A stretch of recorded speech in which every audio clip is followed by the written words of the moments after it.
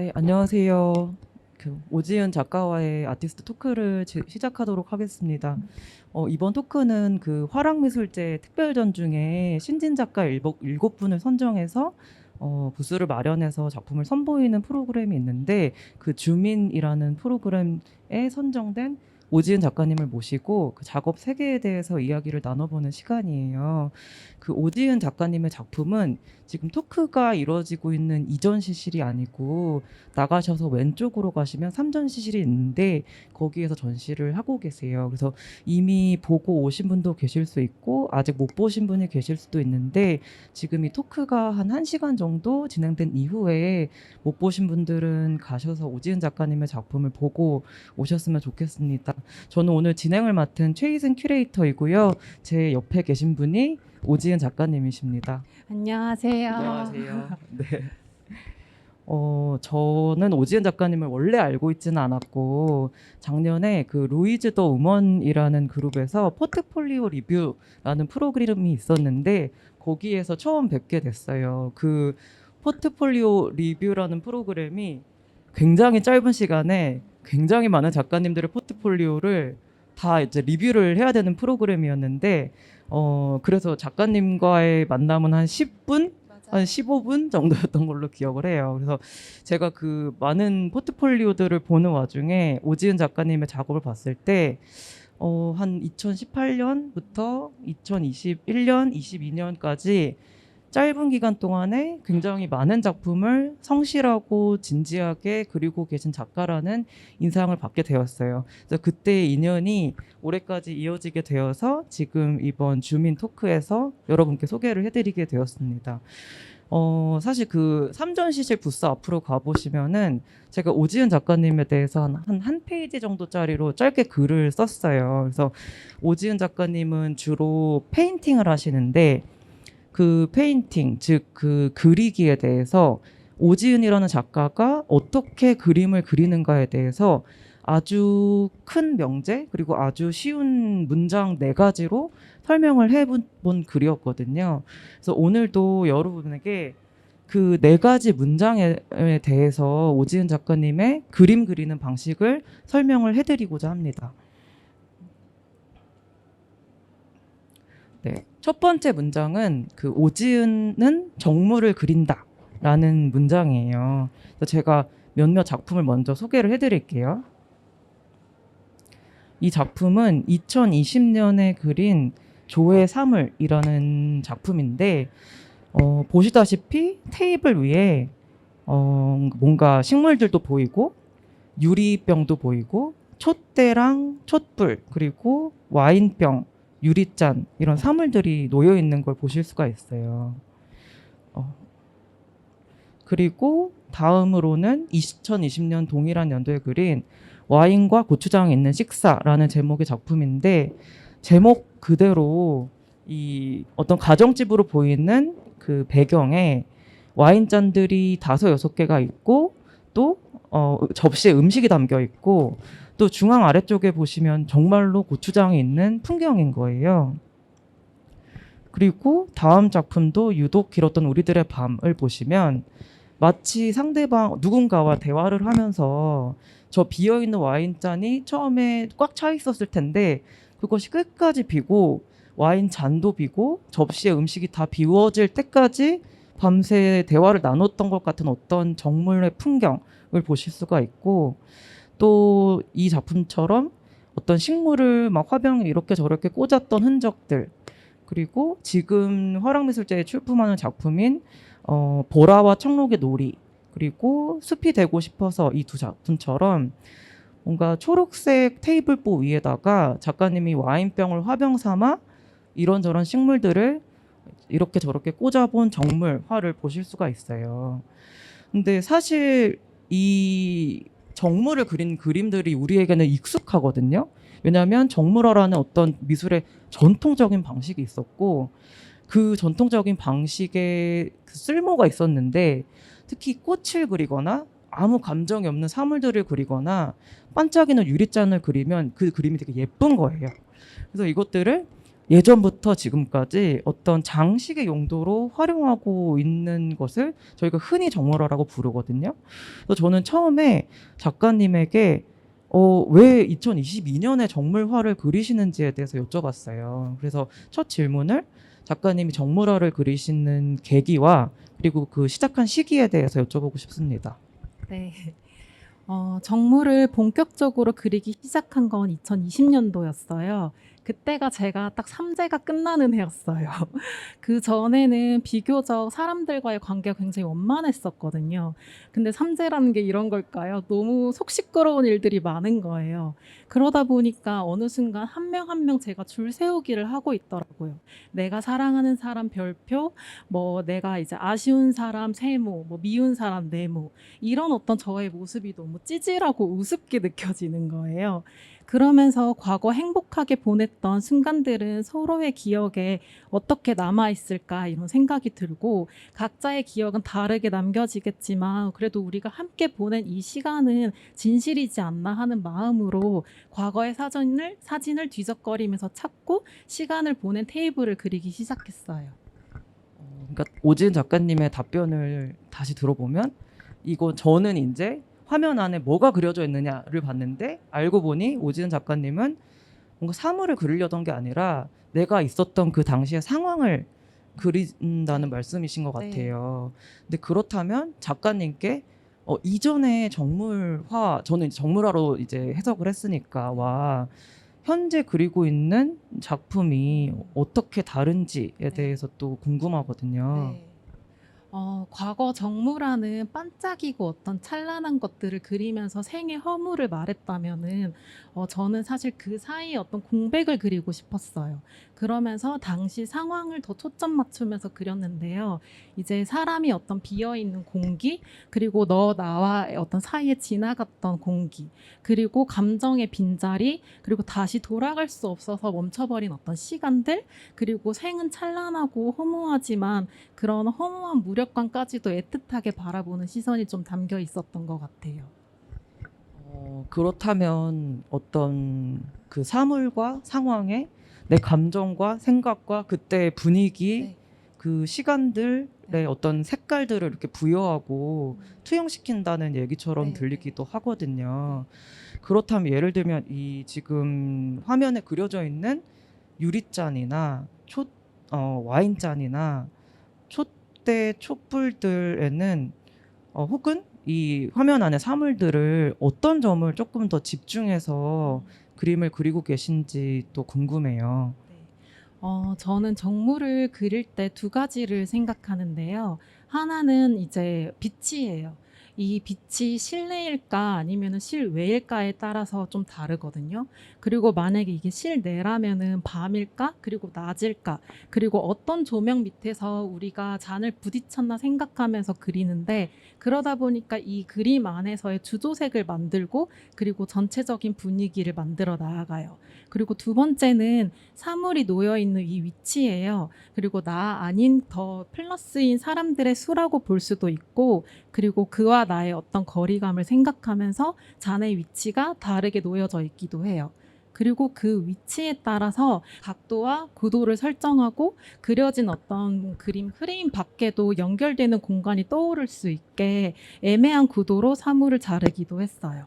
그래서 사진을 이제 바탕으로 하고는 있지만, 어떤 사진이 현실의 왜곡을 피할 수 없듯 회화 역시 사진을 그대로 재현하고 있지 않기 때문에 애매한 재현과 그리고 오독한 시선이 담겨 있다고 볼 수 있을 것 같아요. 그렇다면 뭔가 제가 지금 화면에 보이는 이 조회 사물들은 어떤 계기로 그려진 그림인지 그냥 한번 여쭤볼게요. 그래서 저는 이제 사물이 사람을 뜻한다고 느껴졌어요. 우리가 마치 초상을 볼 때 얼굴을 보지만 저는 이제 그 얼굴 대신에 어떤 잔이나 놓여져 있는 사물을 보고 그 사람을 연상시킨 거죠. 그러다 보니까 이 그림 같은 경우에도 조라고 지칭된 친구의 집에 놀러 갔는데 그 집 공간의 한 구석구석에 이렇게 촛대가 녹아돼 있고 그 친구들이 먹은 술병들이 막 이렇게 다 놓여져 있는 거예요. 근데 마치 이 공간이 이 아이를 뜻하는 것 같았어요. 그냥 이 아이의 어떤 성향, 취향을 보여주는 것 같았고, 그리고 이 모습이 이 조라고 지칭된 사람의 초상처럼 느껴진 거예요. 그래서 조의 사물이라고 이름 붙였어요.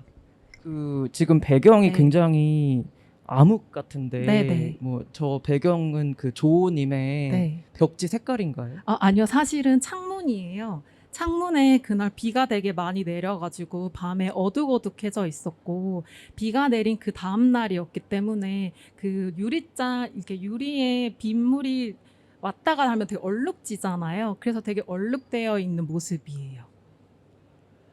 이때는 한 몇 분 정도 계셨던 거예요? 저요? 이날 뭐 잤죠 뭐. 술병을 또 하나 비우며. 시간 말고 사람들이 되게 많았나 봐요. 사람은 한 4명 정도 같이 있었던 것 같아요. 네. 저는 사실은 이제 그림의 형식적인 측면을 보고 계속해서 왜 이렇게 정물을 오늘날 그릴까?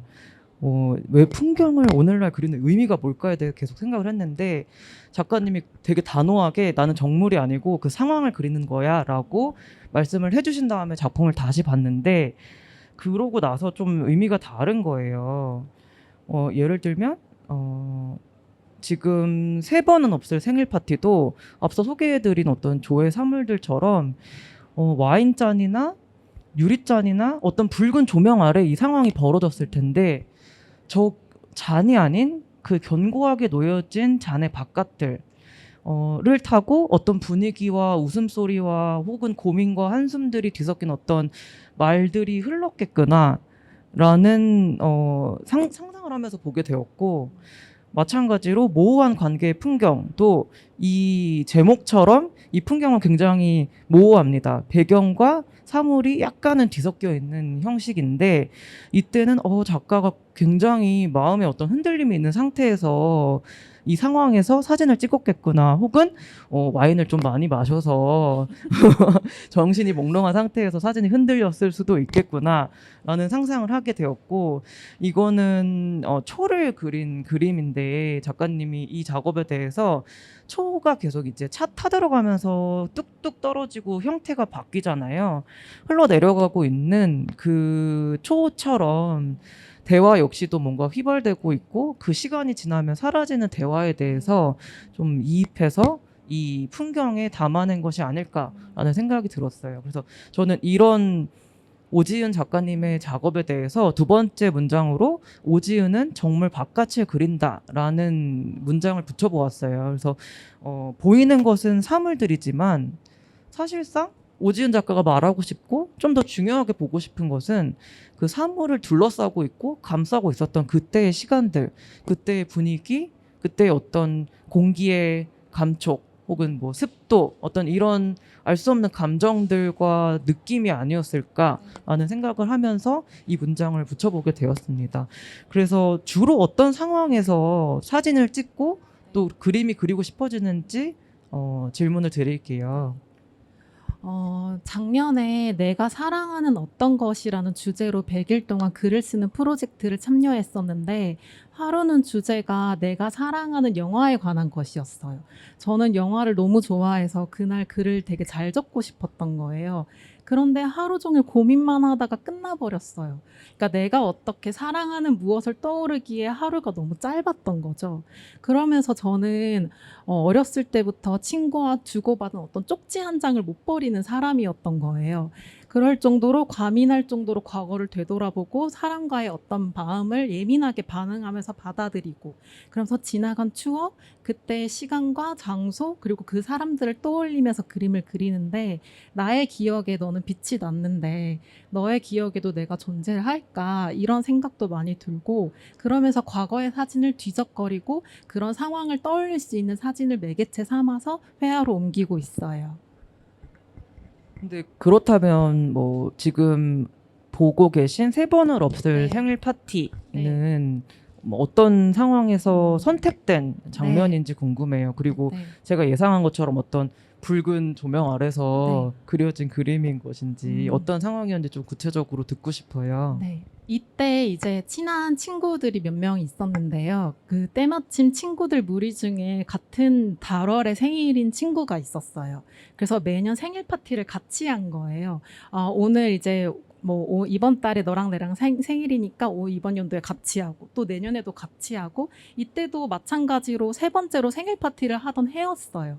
그래서 이때 이제 여기 장소가 홍대에 되게 핫한 바였는데 붉은 조명 밑에서 막 서로 선물도 주고 받고 잔도 부딪히고 땅콩도 까먹으면서 너무 즐거운 시간을 보낸 거예요. 근데 이때가 삼재였다고 했잖아요. 친구랑 사이가 틀어진 거예요. 근데 이제 틀어지고 나니까 제가 너무 속상한 거예요. 꿈에도 나오고 왜 그랬을까 막 왜 이렇게밖에 될 수 없었을까 생각하면서 그러면 과연 우리는 네 번의 생일 파티를 같이 할 수 있을까 이런 생각도 들고 과연 이때가 마지막이었을까 생각되면서 그때 그 친구와 함께 보낸 사진을 뒤적거리다가 이때의 사진을 발견한 거죠. 그러면서 우리에게 네 번은 없겠구나라는 생각이 들었어요. 그래서 이 그림을 그리고 이렇게 이름 붙이게 됐어요.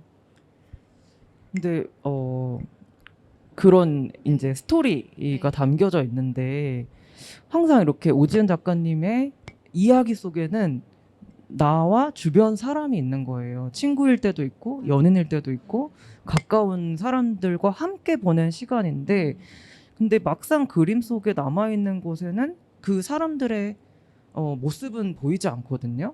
그래서 왜 이렇게 이 유리잔과 접시와 이 상황으로 암시하고 실제 그 인물들은 그리지 않는지 궁금하거든요. 네.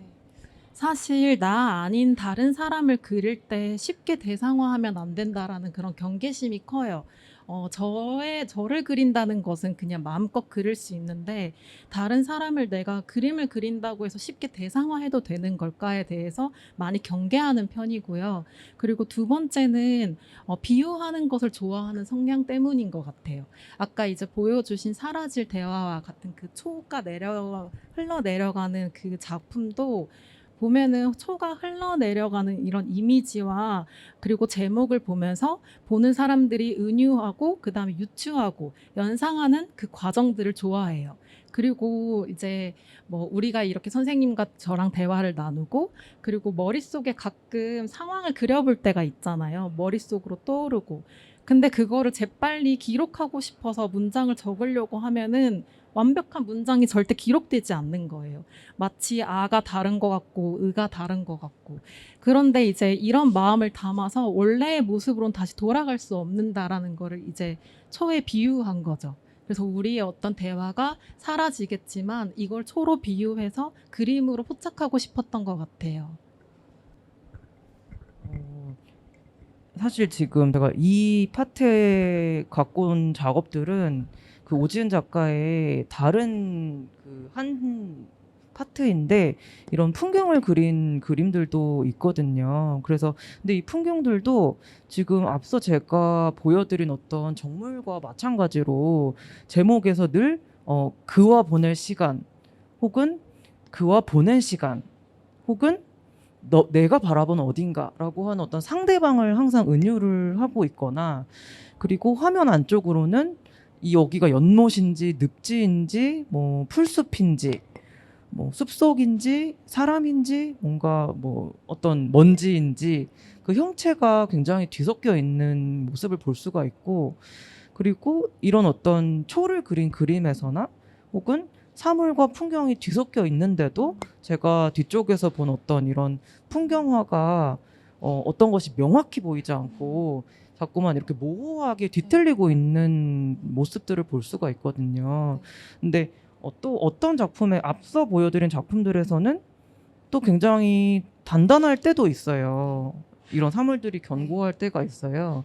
근데 이런 표현의 차이점은 어디에서 좀 오는 것 같으세요? 아무래도 감정이 다를 때인 것 같아요. 제가 뭐 매번 사람들과 싸우진 않잖아요. 그러다 보니까 싸울 때 좀 예. 흔들리는 부분이 맞군요. 네. 그래서 사랑하는 사람을 떠오르거나 아직 내 곁에 있는 사람을 붙잡아 두고 싶거나 아니면은 뭐 행복했던 어떤 시간들을 떠올릴 때는 좀 더 명확하게 드러나는 것 같아요. 하지만 지나간 것을 붙잡을 수 없을 때, 그리고 굉장히 모호할 때, 그리고 그리면서도 스스로 계속 의심하는 거예요. 내가 이거를 그려도 될까? 내 마음은 어떨까? 내가 이 순간을 회화로 포착해도 될까? 이렇게 끊임없이 의심을 하다 보니까 굉장히 모호해지는 어떤 경계선을 갖고 있는 그림들이 있는 것 같아요. 앞에 이제 보여져 있는 뭐 숲이 되고 싶어서라던가 보라와 청록의 놀이, 이 놀이 같은 경우에는 비교적 명확할 수밖에 없는 이유가 이거는 타인을 생각하면서 그린 작품은 아니고 이때 이제 기획전으로 참여를 하면서 코로나 시대에 이제 작가들이 뭐 하고 노냐, 어떻게 바라보냐 이런 기획전에 참여하게 되면서 저는 늘 숲에 뛰어노는 사람인데 집에만 있으니까 너무 답답한 거예요.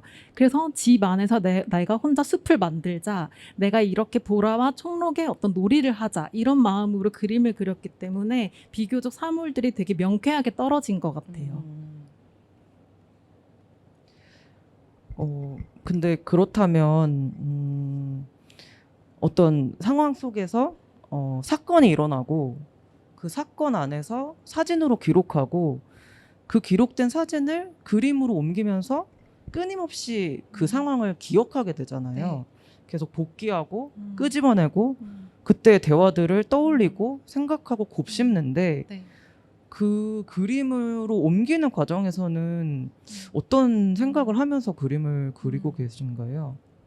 그렇다 보니까 저는 그림을 그릴 때 과거에 어떤 것을 제가 막 이렇게 더듬고 있다라는 생각을 해요. 그리고 저는 너무 양면적인 사람인 거예요. 너무 시소 같은 사람이고, 그러니까 때로는 너무 불같고, 너무 냉소적인 게 뒤엉키는 사람들인 거죠.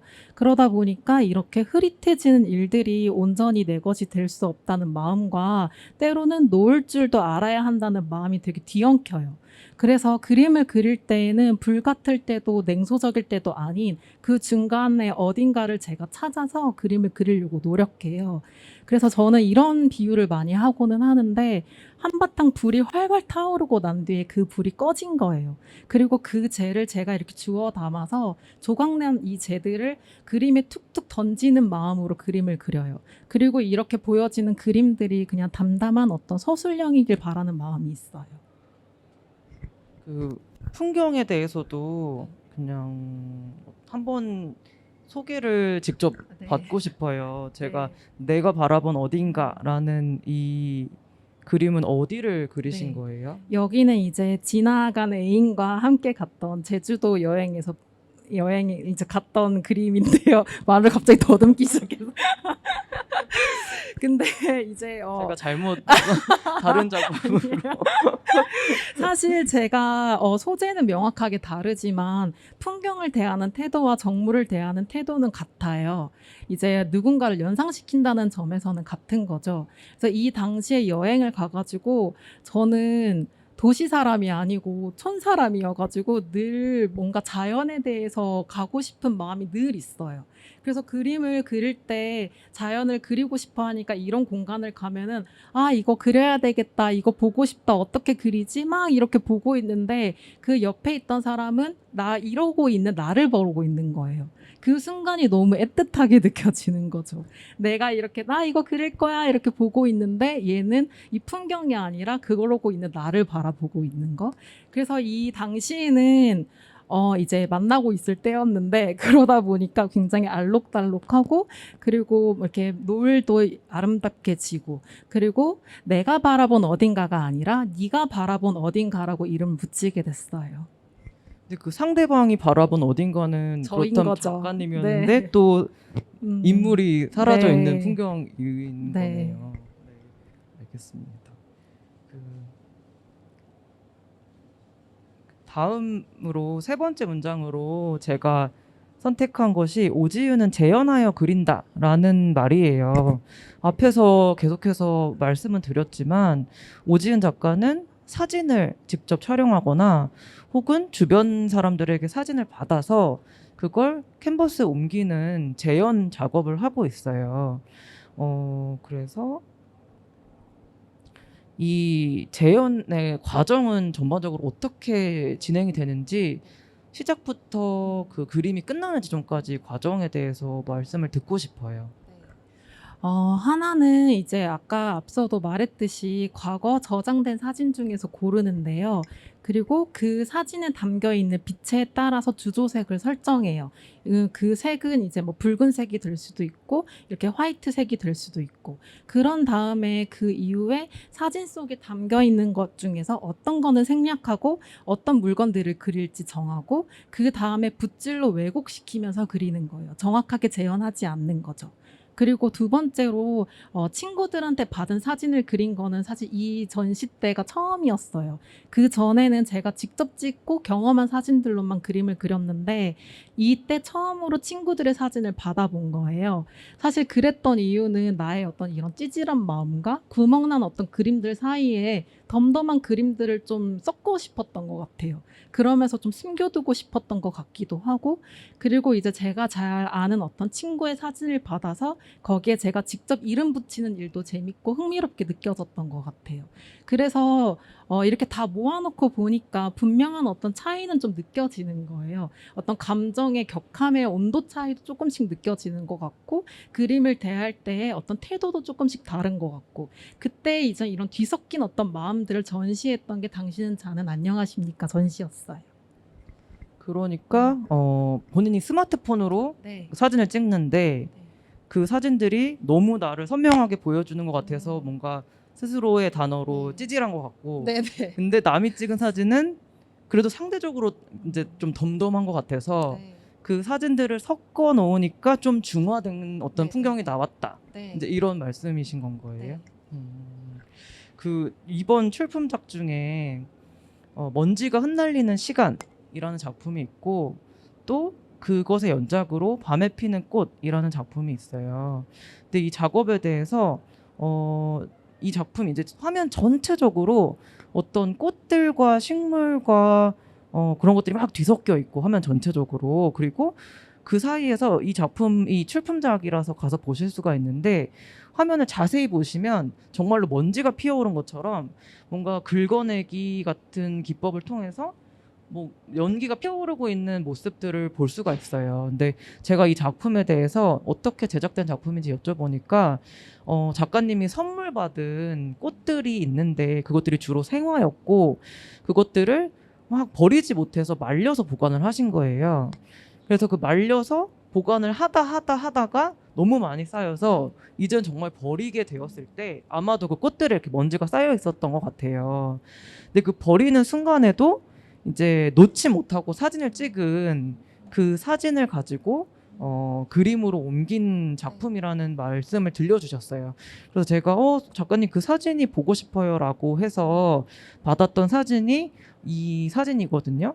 근데 제가 봤을 때 이 사진들은 생각보다도 더 구체적으로 이 사진을 작품이 따라가고 있는 거예요. 예를 들면 어떤 이런 마른 꽃들에서 나올 수 있는 톤 다운된 노란색이나 보라색, 그리고 어떤 죽은 식물이 보이는 어떤 마른 질감들 같은 것들이 그래도 성실하게 화면에 재현이 되고 있거든요. 그래서 이 먼지가 흩날리는 시간에 대해서 사실 이 작품이 뭐 크기도 제일 큰 작품이기도 하고 또 많은 연작으로 작가님이 계속 집중하고 있는 시리즈인 것 같이 보여서 좀 어떻게 그려지게 된 것인지 설명을 듣고 싶어요. 이 작업을 얘기할 때 맨 앞으로 돌아가서 왜 시작됐는지부터 얘기를 해야 될 것 같아요. 작업을 처음 시작한 게 예쁜 쓰레기를 그린 그림이었는데요. 이때는 재현에 관심이 굉장히 많았어요. 그러면서 그린 첫 작품이에요. 이제 회화로 어떻게 완벽한 재현은 불가능한데 이 불가능하다는 점이 되게 매력적으로 다가오게 되는 거예요. 그러면서 곧 버려질 어떤 쓰레기도 회화로 담으면은 미감을 가지게 된다는 점, 그리고 의미가 발생한다는 점, 이런 점들이 굉장히 매력적으로 다가왔고, 그리고 캔버스에 이런 잎들이 늘러붙게 된다라는 인상이 계속 들었어요. 그러면서 이제 몇 년 뒤에 먼지가 추는 춤을 이제 연작하게 됐는데, 네, 이때부터는 이제 아예 본격적으로 그리기 시작한 거죠. 앞서 설명해 주신 것처럼 저는 이렇게 기념일에 받은 꽃들을 못 버리고 모아두다가 결국에는 버려야 되는 순간에 그 순간마저도 사진을 기록하고 있는 거예요. 근데 이 기록하고 있고 사진을 찍고 있는 제 자신이 너무 저 같은 거예요. 그러면서 저는 우리는 먼지처럼 춤출 줄 알아야 한다. 이런 문장들을 굉장히 좋아하는데, 그래, 뭐 너네도 죽기 직전에 한번 춤추고 한바탕 놀다가 소리 으악 한번 지르고 사라져라. 이런 마음으로 이때 이 그림을 그렸어요. 그러고 나서 이 그림을 그리고 나니까 이 그림을 계속 연작하고 싶은 거예요. 계속 그려보고 싶고. 그러면서 이후에는 본격적으로 더 사진을 찍게 된 거예요. 사실 그래서 앞에 이제 실물 사진 같은 경우에는 이 그림을 그렸을 당시의 사진이 아니고 이거를 더 본격적으로 재현하고 싶어서, 그래서 더 본격적으로 모으기 시작한 거죠. 그래서 이제 이 사진을 보고 그리다 보니까 좀 더 구체적인 어떤 재현의 모습이 나오지 않았나라는 생각이 들어요. 그 말씀하신 중에 먼지에 관련된 문장은 어디에서 나온 거예요? 먼지처럼 춤을. 네, 춤추고 싶다 이런 말 네. 있잖아요. 먼지라는 단어는 사실 어디서든 그냥 흘러들었던 얘기인 것 같아요. 그리고 그 사람도 죽기 직전에 뭔가 한바탕 춤추듯이 간다. 뭐 이런 어떤 말들, 표현들이 구체적으로 어디서 봤는지는 잘 모르겠는데 그런 말들이 저한테 많이 마음에 쌓아 올려져 있었던 것 같아요. 근데 왜 이런 문장들이 나를 매료하고 나를 사로잡을까 생각을 해보니까 저는 무게 있는 단어들을 좋아하지 않더라고요. 뭔가 삶의 무게, 막 진정성, 이런 말들이 너무 저한테 버겁게 느껴지고 너무 나를 짓누르고 있는 것 같고, 그러다 보니까 이런 삶의 무게에서 가벼워지고 싶어서 끄집어 온 게 춤이라는 생각이 들었어요.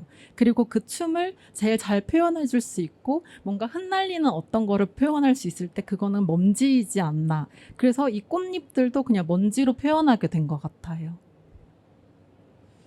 그 예쁜 쓰레기라는 말은 뭐 예상하기로는 이제 꽃이 어떤 태생이 있으므로 그 예뻤던 것이고, 이게 쓰레기라는 게 붙은 이유는 결국에는 버려지기 때문에 예쁜 쓰레기라고 붙이신 게 맞나요? 네. 그리고 사실 이렇게 곧 버려질 순간들도 회화로 담으면은 이건 작품이 되잖아요. 그러면서 아무것도 의미가 없었던 것들인데 다시 한번 내가 그리는 순간 의미가 발생하는 거예요. 그러니까 우리는 살아가면서 늘 의미로부터 벗어나려고도 하고 또 다시 의미를 가지려고도 하고, 이런 순간들이 재밌게 느껴져서 이거는 버려지겠지만 나는 작품으로 회화로 남게 되니까, 그래서 예쁜 쓰레기를 그린 그림이라고 이제 명시를 한 거예요. 그래서인지 뭔가 제목도 그렇지만 저는 이 작업이 딱 첫인상은 아름답거든요. 왜냐면 꽃과 온갖 아름다운 것들을 잔뜩 화면에 막 빼곡하게 그려 넣었으니까. 근데 한순간 보이는 어떤 서글픔들이 있어요. 그래서 그게 결국은 말씀하신 어떤 먼지가 흩날려서 사라지거나 혹은 뭐 버려져서 눈앞에서는 이제 더 이상 만날 수 없어지는 순간을 계속 작가님이 끄집어내고 화면에 기록을 하면서 결국 이제 도달하게 되는 어떤 감각들이나 이런 뭐 통찰들이 아니었을까라는 생각을 하고, 이런 아름다운데 어딘가 모르게 서글픈, 예쁜데 마음 한켠에 어딘가 찌리리한 부분이 오지은 작가님 작업 전반에 펼쳐져 있는 어떤 감각 중에 하나인 것 같아요. 그렇다면 다른 질문으로 넘어가서, 이 사진은 이 당시를 기억하고 기록하기 위해서 촬영하셨다고 했고, 특히 지금 보여드리는 이 사진은 내가 그림을 그리기 위해서 의도적으로 어떤 구도를 가지거나 어떤 상황을 이렇게 조율해서 찍은 사진인 건데, 그렇다면 이 사진이 사진일 수도 있는데 왜 그림이 되어야만 하는지, 이게 왜 결국은 회화가 되어야 되는지에 대해서도 여쭤볼게요. 네, 그래서 이 부분이 내가 어떻게 그림을 대하는지의 태도가 잘 담겨 있는 것 같아요. 사진을 바탕으로 하고는 있지만 이제 그림을 그릴 때에는 화면 안에서 즉각적인 어떤 반응을 하면서 그리기도 하고요. 그리고 그 순간에 몰입하면서 캔버스 안에서 뒤엉키는 것들. 그리고 때로는 힘을 빼려고 그리기도 하고, 그리고 회화를 그려낼 때 이제 사진에서 보여지는 걸 그대로 재현하지 않다 보니까 오독과 왜곡이 필연적으로 따라오게 되잖아요. 그러니까 완벽하게 재현될 수 없음을 알고 있는데도 그림을 그리는 거죠. 그리고 그 그리는 순간에 어떤 몸짓, 그리고 제스처, 이런 것들이 그 사건을 붙잡고 있다라는 생각이 들어요. 그래서 물감의 어떤 물질, 그리고 붓질의 스트로크가 일상을 붙잡는 어떤 애가의 감성을 불러일으키지 않나, 이런 생각도 많이 들고요. 그리고 우리가 만해의 그림을 보면 굉장히 무심해 보이고 관심 없어 보이는 어떤 붓질들, 그리고 매너리즘적인 어떤 어디에도 포커스가 맞지 않는 그런 시각을 볼 수 있는데, 정작 그 사건은 중요한 거죠. 버려져 있던. 그래서 저한테 사진은 그 당시를 상기시키는 어떤 도구에 불과한 것이고, 그리고 나의 그림은 이거를 더 직관적으로 담아내고, 그리고 즉각적으로 반응하면서 사진의 어떤 붓질을 만들어내는 일이 꼭 회화적인 실천처럼 느껴졌어요. 이 시리즈로 이전에도 작업들이 꽤 많은 것으로 알고 있어서 조금 소개를 해드리고 싶어요. 지금 이 작품이 2020년에 먼지가 추는 춤 1, 2이고, 이 2021년에 또 먼지가 돼버린 잎이라는 제목으로 동일한 시리즈 연작을 제작을 하셨고, 또 이전에 2021년에는 진드기를 핑계 삼아 내가 준 화분을 깨고 라는 제목으로 또 식물을 화면 전체에 그려넣는 작업을 하셨어요. 근데 이 작업들을 실제로 보면은 말씀하신 것처럼 물감이 그렇게 두껍지가 않아요. 되게 얇고 빠르게 그려져 있고, 또 지금 보시는 것처럼 화면에 이렇게 흰색 부분 혹은 배경에 뭔가 속도가 느껴지는 부분 같은 경우는 긁어내기 기법을 사용하거나 혹은 붓을 꽤 큰 것을 사용해서 빠르게 터치를 주는, 그리고 얇게 올리는 방식을 사용하고 계시거든요. 그래서 이런 회화에서의 표현 기법에 대해서도 좀 직접 들어보고 싶어요. 어떤 그 표현들을 사용하고 계신지. 맞아요. 특히 이런 작품을 그릴 때는 저는 오래 그리려고 하지 않아요. 그런 이유가 일단 몸짓을 통해서 그리려고 노력하기 때문인 것 같아요. 그리고 되도록 앉아서 그리려고 하지 않아요. 서서 이제 몸을 사용해서 그리려고 하는 거죠. 그게 우리가 순간적으로 지나갈 수 있는 어떤 순간을 붙잡는 어떤 그 찰나를 표현하기에 적절한 어떤 방식이라고 생각했고, 한 그림을 오래 제가 부여잡고 있으면 아무래도 그리기라는 방식이 더 집요하게 들어가게 되잖아요. 내가 그 그림을 오래 붙잡고 있으면 붙잡을수록 그 그림 안에 들어가게 돼버리는 거예요. 근데 그런 어떤 나의 태도가 힘든 거예요. 그 그림에 너무 동일시되고 들어간다는 것 자체가. 그래서 춤을 추듯이 그리고 싶었던 이유인 것 같아요. 그러다 보니까 물감이 적절하게 어떻게 두껍게 올라간다던가 얇게 그려진다던가, 그리고 아까도 말을 했듯이 사진이 있지만 그 사진을 그대로 재현하지 않기 때문에 캔버스를 통해서 그 안에서 물감을 막 섞기도 하는 거죠. 긁어내면서. 그런 반응들이 굉장히 즉각적으로 나와야 하기 때문에 빠른 스피드로 이게 붓질이 담기지 않았나라는 생각이 들어요. 그렇다면 뭐 어떤 것이 더 우선순위일까라는 것이 궁금해져서 질문을 드리면, 만약에 작가님에게 뭐 작업실 크기에 제한이 없다, 그리고 화면 크기에 제한이 없다, 그렇다면, 그런 상황이라면 뭐 어느 정도 크기의 작업을 해보고 싶으세요? 저 사실 진짜 그런 게 있는 것 같아요. 막 회화 작가면 500고 한번 해봐야 되지 않나, 이런 마음, 이런 기대.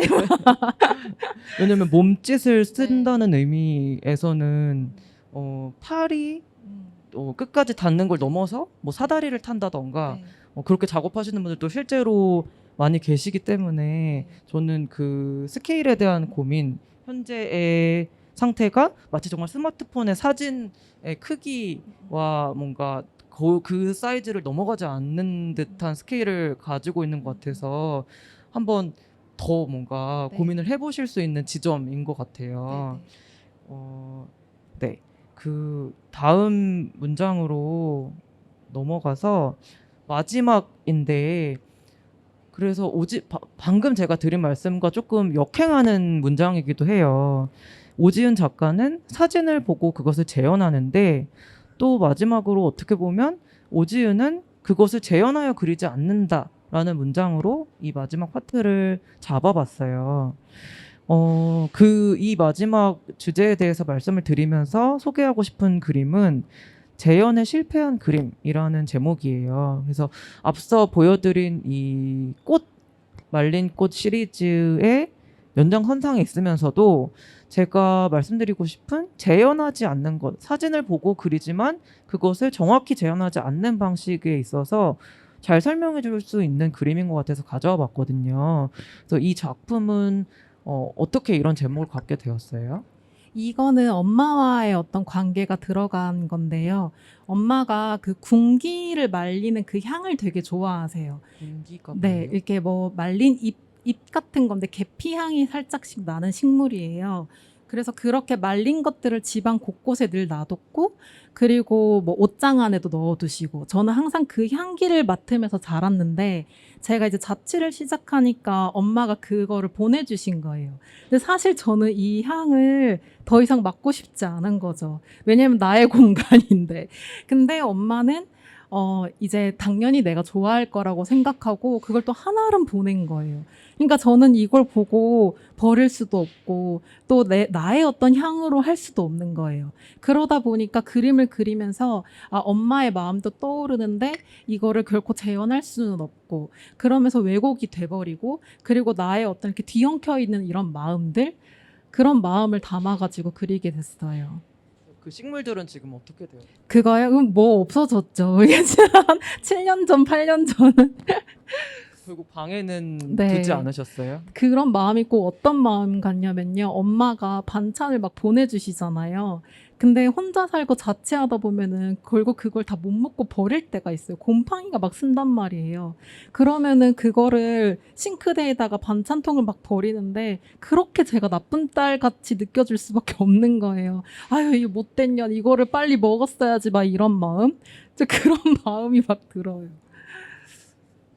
다른 작업을 또 보여드리면 왼쪽에 있는 작품은 마지막인 줄도 모르고라는 작업이고 오른쪽에는 영원한 사랑이라는 제목의 작품이에요. 이 두 작품도 지금 보시는 이런 사진이 기반이 된 작품인데 지금 오른쪽에 이 어떤 인물들의 발과 그리고 테이블 위에 잔 두 개가 보이실 텐데 그것들이 지금 왼쪽 그림에서에 가져왔다는 것을 아실 수 있을 거예요. 근데 제가 이 두 작품에서 주목한 것은 이걸 그대로 재현하지 않았음. 그러니까 예를 들면 지금 배경이 마치 뭔가 붉은 어떤 흐름이 휘몰아치고 있는 듯한 어떤 감각들 그리고 오른쪽에 보시는 것처럼 저 표정을 알 수 없이 가식적으로 웃고 있는 저 인형이 저 백합꽃을 보면서 뭔가 생각하고 있는 것 같은 그리고 배경은 저기가 현실인지 어디인지 어떤 특정한 장소인지 뭐 벽지인지 테이블인지 알 수 없이 처리된 배경의 붓질 같은 것들을 보면서 이 작가가 사진을 보고 그리지만 그거를 그대로 재현하지 않는구나. 그 사진과 그림의 간극 속에서 뭔가를 자꾸 담아내고 메시지를 전달하는구나라는 것들을 알 수 있었거든요. 그래서 이런 배경 같은 경우는 어떻게 처리가 된 것인지 궁금해요. 처음에는 사실 배경을 비교적 그렸어요. 그리고 그러고 난 뒤에는 이게 보여지는 그림은 비교적 최근의 그림들인데요. 아까도 말했듯이 그 상황이 저한테 너무 중요했고 그러다 보니까 그 물체와 물체 사이 관통하는 어떤 흐름 그리고 공기의 어떤 시간의 그런 빈자리를 담아내고 싶은 거예요. 그래서 점점 이렇게 배경을 휘저으면서 그리는 방식으로 발전됐어요. 그러니까 처음에는 얼만큼 생략할까, 얼만큼 배경을 그릴까 이런 거에가 꽤나 중요했었거든요. 그런데 점점 가면 갈수록 나한테는 이런 배경이 중요한 게 아니고 이 물체와 물체 사이에 놓여져 있는 이런 공기의 흐름이 나한테는 더 중요하구나라고 깨달으면서 이거를 그대로 그리지 않고 뭔가 빛이 더 느껴지게, 그리고 사이에 어떤 흐름이 더 느껴질 수 있게끔 붓질로 표현을 한다던가 이런 식으로 이제 붓질을 휘젓는 방식으로 발전됐던 것 같아요. 그렇다면 이 지금 오른쪽에 사진이 왼쪽에 작품이 된 것인데 네네. 이 마지막인 줄도 모르고는 저 사진이 왜 저 부분만 저렇게 선택이 되었는지, 네. 그리고 사실 사진에서 보면 뭔가 네, 모노톤인데 네, 왜 저 주조색은 이런 붉은색이 되어서 네, 재현이 되었는지 네, 조금 더 구체적으로 듣고 싶어요. 네. 이 그림도 지나간 어떤 사랑에 담겨져 있는 얘기인데, 지나간 이후에 그림을 그리다 보니까 인체를 그릴 수가 없었어요. 그 지나간 사람의 어떤 신체를 일부분이라도 그릴 수가 전혀 없었고, 그리고 사랑이라는 게 그런 거잖아요. 언제 끝날지 모르는 것. 하지만 그 순간에 굉장히 타오르는 것. 그래서 제가 지나간 뒤에 그때를 이제 생각을 해보니까, 생각해보니까 그날이 마지막이었던 거예요. 근데 우리가 마지막인 거를, 그때 마지막인 거를 모르잖아요. 지나고 난 이후에야 그때가 마지막이었구나 생각도 하게 되고, 그래서 이 그림을 그릴 때에는 당연히 그런 신체는 그릴 수 없었고, 그리고 이때는 조명이 붉은 빛이 아니었음에도 불구하고 어떤 잠깐이었지만 타올랐던 어떤 열정, 사랑 이런 것들을 표현하고 싶어서 빨간색인 주조색을 담게 됐어요. 그리고 그렇다 보니까 이제 오른쪽에 그려진 영원한 사랑 그림 같은 경우도 제가 바라는 영원한 사랑인 거예요. 뭔가 그 애니메이션에 나오는 이 포키라는 인형이 매번 막 난 쓰레기야 이렇게 말하면서 막 이렇게 효동대동 되는데, 그런 애가 호둥거리지 않고 막 이런 꽃들을 막 바라보면서 막 이렇게 눈 말똥말똥하게 쳐다만 계속 보고 있는 것, 이게 마치 내가 바라는 어떤 영원한 사랑처럼 느껴지는 거죠.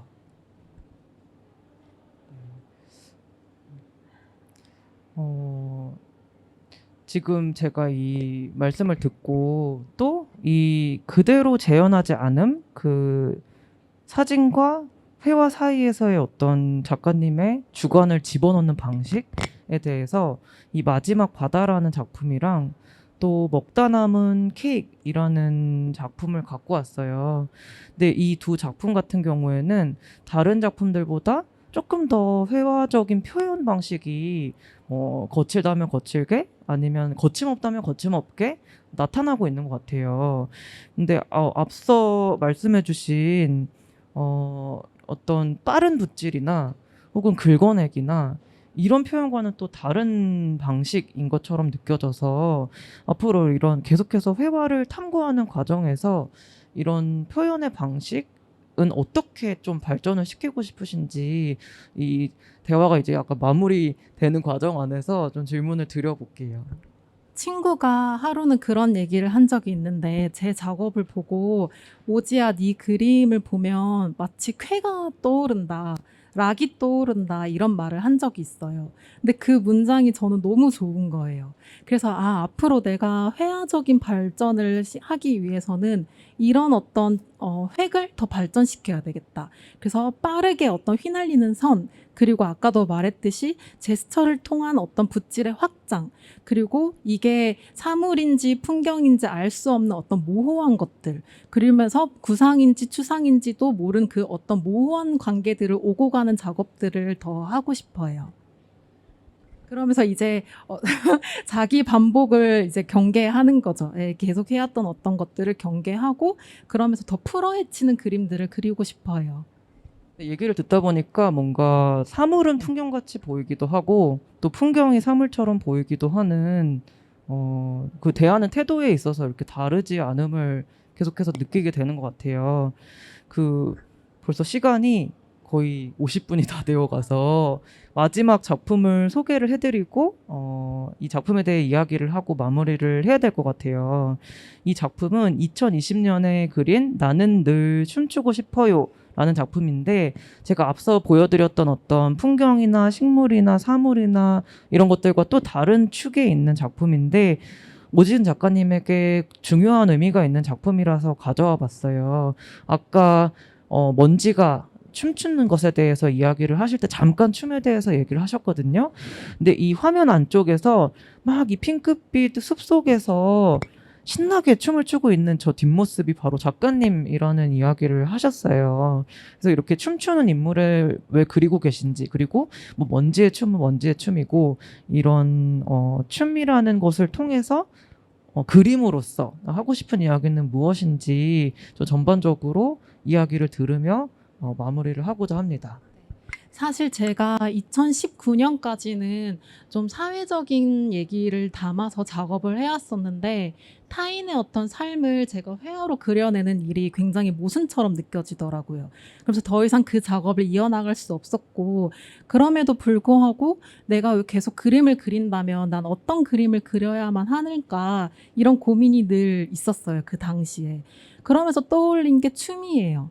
그러니까 저는 어렸을 때도 아버지가 굉장히 무뚝뚝하시고, 그러니까 너무 무섭게만 느껴지고, 엄마는 늘 자기의 삶과 어떤 나를 동일시했고, 그런 어떤 무게들 속에서 사춘기 때 제가 반항하는 거는 그냥 보아 노래에 맞춰서 춤추는 것밖에 없었어요. 마치 한바탕 땀을 막 흘리고 나면은 이 모든 것들이 아무것도 아닌 것처럼 느껴지는 거예요. 그리고 성인이 됐는데, 그러고 나서도 제가 춤을 계속 추고 있더라고요.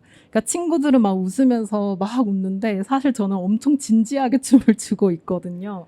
그러면서 나를 어떻게 짓누르는 모든 것들에 대해서 벗어나고 싶을 때 나는 춤을 추는구나. 그리고 나는 춤추듯이 그림을 그려야 되겠다. 나는 왜 그림을 그릴까? 자유롭고 싶어서 그림을 그리는구나. 이렇게 뭔가 나를 짓누르고 있는 것들에 대해서 해방하고 싶어서. 근데 우리가 알듯이 완벽한 자유는 없잖아요. 그리고 내가 이렇게 어떤 단어들에 대해서 무게감을 느낀다라는 거는 그만큼 나한테 중요하기 때문이란 말인 거잖아요. 사람이 굉장히 모순적이기 때문에. 그래서 이런 어떤 양면적인 모습들도 담고, 그럼에도 불구하고 불가능한 어떤 자유를 꿈꾸고, 불가능한 어떤 독립을 꿈꾸고, 그런 마음으로 작업을 하는 것 같아요.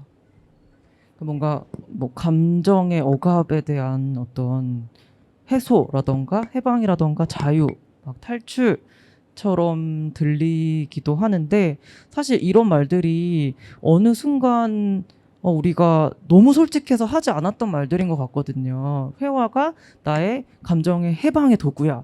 회화가 나의 감정을 해소시켜줘.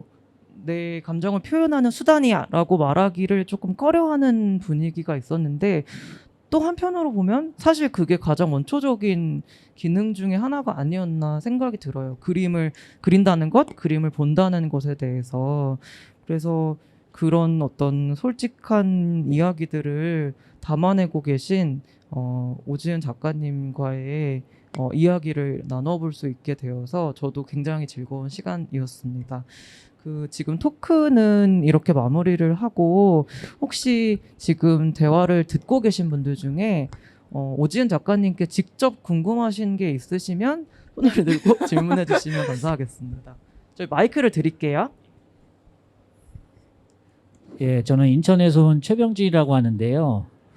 지난주인가 그 조선일보 신문에서 제가 충격을 하나 받았거든요. 신문의 맨 뒷면은 그 대형 광고가 들어가잖아요, 언제나.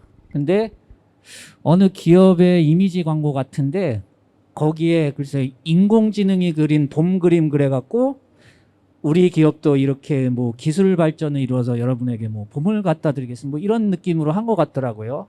근데 그 그림이 전혀 투박하지가 않고, 야 이거 저 고등학생 잘 그리는 애가 그린 거야, 뭐 대학생이 그린 거야 라고 하면 그래, 야 신기하다, 잘 그렸네, 이렇게 속아 넘어가겠더라고요. 기가 막히더라고요, 아주 기계가 그림을 그린 게. 근데 이제 아직은 제가 이런 얘기를 하면은 많은 이들이 보이는 반응이, 아유 그래도 사람 손길이 들어가야지, 기계 따위가 무슨, 이렇게 뭐 별거 아니라는 듯이 얘기를 하잖아요. 근데 저는 그 그림을 보면서 많이 생각이 들었거든요. 지금이야 별거 아닌데 기술은 계속 발전하고 그걸 연구하는 사람들은 박차를 가할 거란 말이에요. 그러니까 계속 인공지능을 공부시키고 지금 오지은 작가님 그림 비롯해서 아마 여기 있는 작가님들 그림을 다 공부시키고 열리는 전시회 무슨 그림 나올 때마다 계속 학습을 시키면 이게 사람이 그린 건지 기계가 그린 건지 오지은 작가님이 그린 건지 AI가 그린 건지 구분이 안 가는 시대가 분명히 올 거예요. 그러면 그때 화가라는 직업에 대해서도 네. 많은 이들이 음, 지금보다는 조금 낮게 본다 그래야 되나? 네. 그림을 사도 기계가 그린 게 더 싸게 나올 거고 콜렉터 네. 입장에서는 예. 그 질문에 대해서 저는 두 가지 답변을 말씀드릴 수 있을 것 같아요. 첫 번째는 사진이 발명됐을 때 모두가 그랬어요. 왜냐하면 그림이 처음 시작된 부분이 기록의 영역이었거든요. 사진이 발명되기 전에 이제 역사를 하기 위해서, 역사를 기록하기 위해서 했던 것들이 화가의 어떤 의무 중에 하나였어요. 그래서 사진이 발명됐을 때 화가들은 밥 벌어먹고 못 살 거라고 생각했던 거죠. 왜냐하면 사진이 역사를 기록해주고 있으니까. 근데 그럼에도 불구하고 사진과 또 다른 어떤 회화의 영역을 화가들이 구축해 나갔단 말이죠. 그래서 기술이 아무리 발전을 해도 이제 회화의 어떤 뭐 자리의 영역은 또 다시 구축될 수 있을 거라고 생각하고 또 두 번째, 네, 그리고 두 번째 말씀을 드리고 싶은 거는 원래 예술은 환영의 영역이에요. 그 작가들도 거짓말을 하거든요. 그 거짓말을 누가 더 그럴듯하게 잘 이렇게 소개하느냐의 문제가 예술의 영역 중에 하나라고 생각해요. 그러면서 이게 구분 지을 수는 없겠지만 또 그 나름의 다른 어떤 작가들이 펼쳐 나갈 어떤 사람만이 할 수 있는 그럴듯한 어떤 거짓말이 생겨날 수도 있고, 그리고 저처럼 어떤 사랑, 이런 어떤 모성의 그 기계가 느끼지 못하는 어떤 사람 감정의 영역들을 또 다시 펼쳐 나갈 수도 있겠죠. 네, 뭐 흥미로운 질문을 해주셔서 감사드리고 오지은 작가님 의견에 저도 동의하는 바가 있고 저의 역할도 마찬가지로 어떤 기술을 보는 것이 아니라 이 작가의 주관, 철학을 더 깊이 통찰할 수 있도록 지금 뭐 큐레이터라는 저희 입장에서도 계속해서 공부해 나가고 이제 도망가야 되는 일 중에 하나가 되지 않을까라는 생각이 들었습니다. 다른 질문이 있으시면 또 손을 들고 질문을 던져주세요. 질문이 없으시면은 오지은 작가님께 올해 다른 전시 계획을 여쭤보는 것으로 토크를 마무리하도록 하겠습니다.